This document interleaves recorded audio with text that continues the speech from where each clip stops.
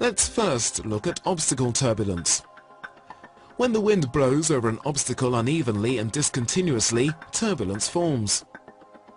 Air constantly flows up to the top of the windward side of this landform, but as soon as the air passes over to the leeward side, a depression forms, generating turbulences called rollers and rotors.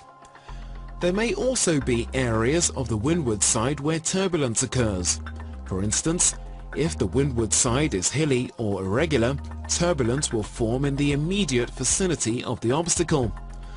Of course, in some cases the obstacle generates no turbulence at all, neither on the windward side nor leeward side, such as the case here, where this particular landform creates a dynamic lift.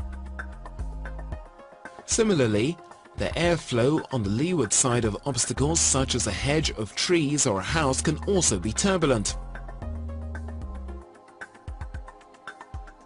For this reason, landing downwind of such obstacles is not recommended. Let's now turn to the other type of turbulence, shear turbulence.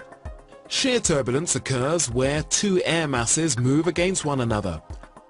This is the case around a thermal lift, since warm air rises in the center and cooler air descends around it. When you fly into a thermal, you will feel the effect of this shear turbulence on your wing.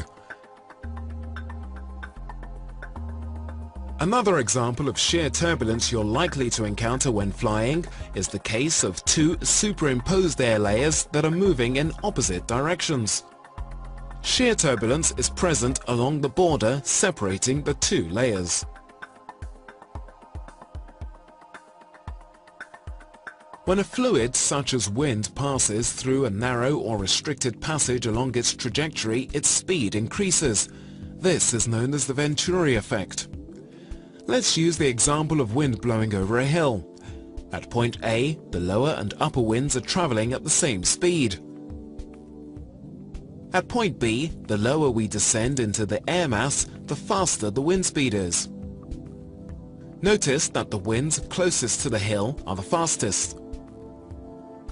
In fact, the wind is being compressed between the hill and the weight of the atmosphere. At point C, near the top of the hill, the speed is the highest because the atmospheric weight forces the wind through a narrow passageway. So as to ensure a constant flux, the wind is forced to catch up by accelerating. We also see the Venturi effect occur when wind travels through a mountain pass. As the wind blows through the pass, the airstream will be compressed. Like the wind blowing alongside the hill, it will also speed up as it makes its way through the narrow passageway. Procedures: the pilot must be extremely vigilant when dealing with the wind gradient. As soon as the wing encounters the gradient, it will lose relative airspeed. The only way to make up for the lost speed is to lose altitude. The wing will accelerate by itself, and in some cases it will roll off. Maintaining a sufficient amount of speed during the final approach is recommended to deal with this effect, an effect that can be dangerous close to the ground. Make a note of the fact that the altitude loss is directly proportional to the gradient's intensity.